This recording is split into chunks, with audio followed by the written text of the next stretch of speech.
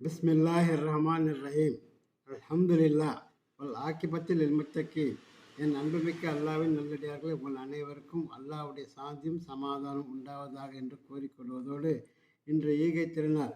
இந்த ஈத் முபாரக் என்று உங்கள் எல்லோருக்கும் முகமன் கூற வேண்டும் என்பதற்காக இந்த பதிவை வெளியிடுகிறேன். சென்ற ரம்லான் மாதத்திலே நாம் எல்லோரும் எவ்வளோ அமல்கள் செய்திருக்கிறோம்.